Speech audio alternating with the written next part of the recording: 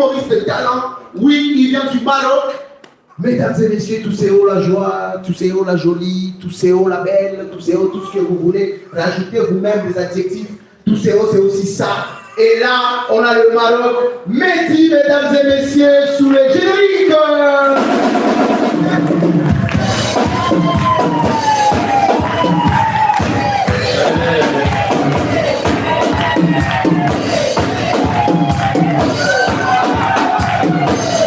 Bonsoir, tu sais, ça va, vous allez bien? Ouais. Ça fait plaisir de vous voir.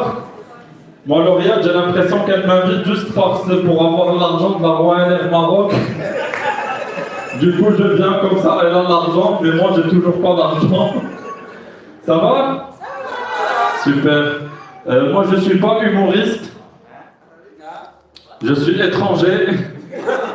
Comme vous, je vois qu'il y en a plein des étrangers ici. Hein. On va remplacer, hein. On va remplacer, comme ils disent à la télévision.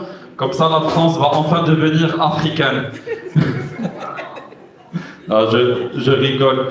Moi, je suis, donc comme il a dit, je suis marocain. Je suis venu à la préfecture de Paris. Tu arrives, c'est un labyrinthe. Il y a plein de zones. Il y a des zones rouges, jaunes, vertes, des zones Asie, Amérique, Papouasie. Moi, j'arrive en zone noire et arabe, toute l'Afrique au même endroit. On aurait dit les soldes ou la CAF un jour de paye.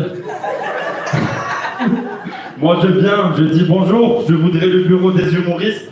Ils me disent, vous êtes marrant. Je dis oui, c'est pour ça que je cherche le bureau des humoristes. Et là, ils me disent que ça n'existe pas.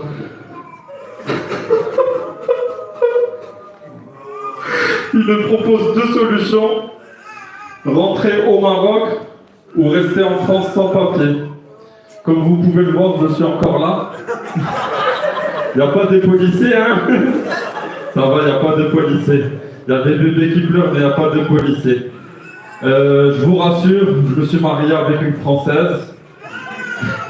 Sa mère lui a dit, fais attention chérie, je crois qu'il est avec toi pour tes papiers.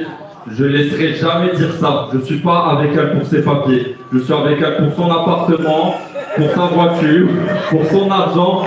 Alors je ne laisserai jamais quelqu'un dire que je suis avec elle que pour ses papiers. Hein. Ah, je vois qu'il y a beaucoup de sans-papiers, hein, ça fait plaisir.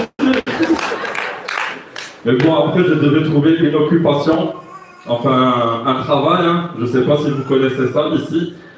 Donc je devais trouver une occupation et moi je regardais souvent la télévision et BFM et Business et ils parlent souvent des startups. Vous connaissez les startups? Quelqu'un peut me définir c'est quoi une start-up?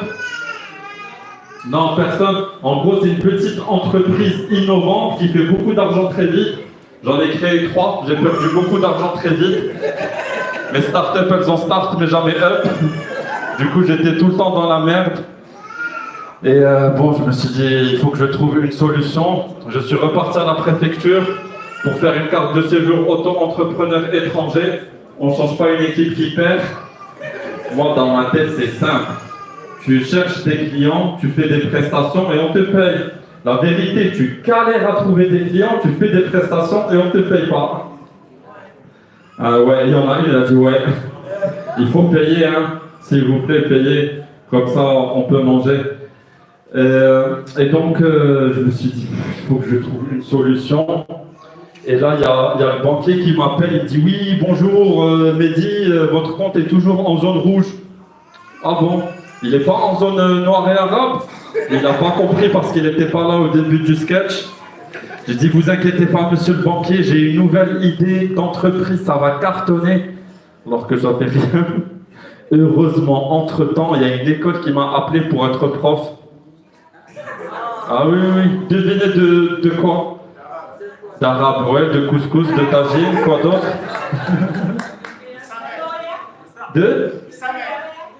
Articulé. De star, prof de star. De semaine.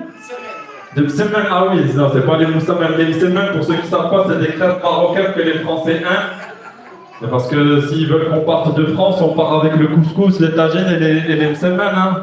Et on va pas vous laisser manger. Non, on m'a proposé d'être prof en création d'entreprise, ma spécialité. Et j'ai passé l'entretien. Oui, monsieur le directeur, moi, les entreprises, je connais. Le lancement de start-up, c'est mon dada. Depuis septembre, je suis prof en management des entreprises. Je découvre le programme en même temps que les élèves. Super intéressant. Je sais pourquoi j'ai fait faillite et je leur apprends ce qu'il ne faut pas faire s'ils ne veulent pas faire faillite aussi. Et là, il y a un poste à la Sorbonne qui s'est ouvert en physique quantique. C'est super intéressant, non? J'ai postulé, j'ai hâte d'apprendre avec les élèves. Mais je sais, là, vous êtes en train de vous dire, mais moi, je veux juste m'en sortir. Vous connaissez les sportifs, les entrepreneurs, les coachs, là? Ils sont là. Sors de ta zone de confort, sors! Eh, moi, si j'ai une zone de confort, moi, je sors pas, hein, je reste, hein. Je suis confortable, hein. Ah oui, je suis confortable.